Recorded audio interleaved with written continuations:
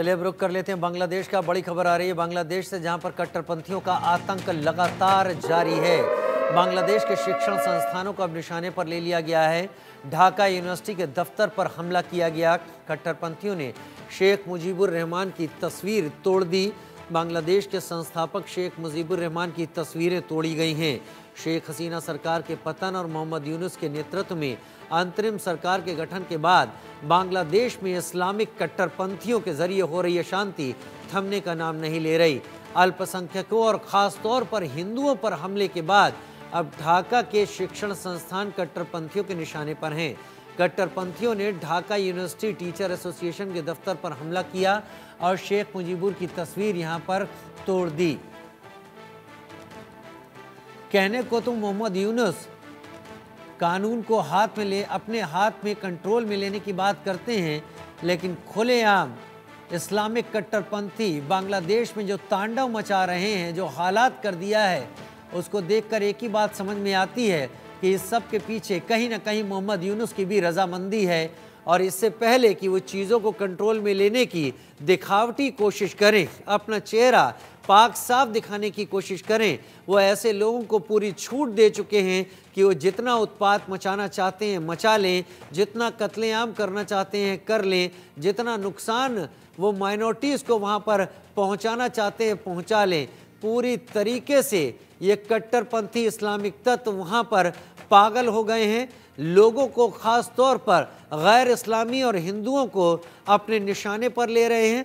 Dhaka university, जहाँ पर 1971 के वॉर की रूपरेखा तय की गई थी, और आज 16 दिसंबर के दिन जब पाकिस्तान को वो बेइज्जत, वो जलालत भरी हार का सामना करना पड़ा था, आज ही के दिन लेफ्टिनेंट जनरल के नियाजी, आमिर अब्दुल्ला खान नियाजी ने लेफ्टिनेंट जनरल JS अरोड़ा के सामने सरेंडर पेपर्स पर दस्तखत किए थे। उसी ढाका यूनिवर्सिटी में ये तांडव हो रहा है, ये तोड़फोड़ हो रही है।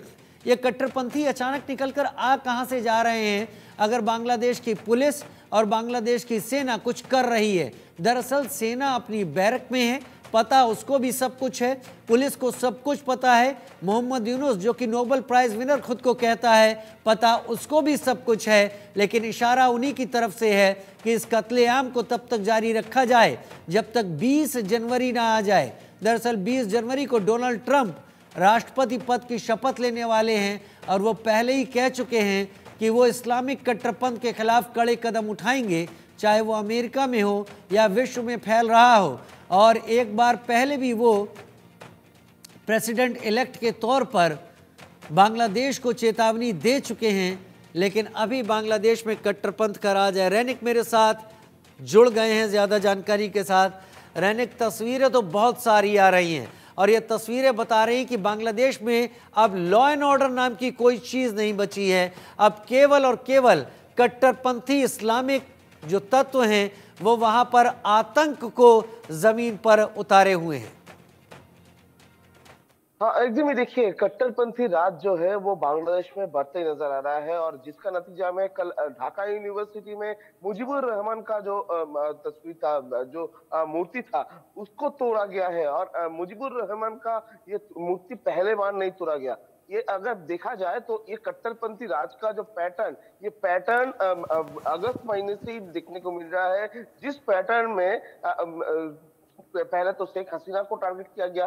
शेख हसीना जब देश छोड़ दी थी, उसके बाद शेख मुजीबुर रहमान का जितना भी मूर्ति था वो मूर्ति को तोड़फोड़ किया गया, उसमें काली लगाया गया। उसके बाद पूरा जो हर एक जगह को लूटपुट किया गया, दुकान पाट में लूटपुट मचाने का घटना, सरकारी जो कागजात उसमें लूटपुट मचाने का घटना, इस तरीके का जो कट्टरपंथी राज ये अगस्त महीने में देखने को मिला था। मगर अभी भी मोहम्मद यूनुस का ये टाइम पर ढाका यूनिवर्सिटी के अंदर में जो मुजीबुर रहमान का जो स्टैचू था, उस स्टैचू को जिस तरीके से तोड़ा गया है, उसमें से साफ है कि जिस पैटर्न में अभी ये हमला हुआ है, उस पैटर्न ही इस्तेमाल हुआ था अगस्त महीने में। यानी अगस्त महीने का ये जो हमला और अभी का जो ये हमला, दोनों एक कट्टरपंथी संगठन की तरफ से ये किया जा रहा है, ये एकदम साफ है।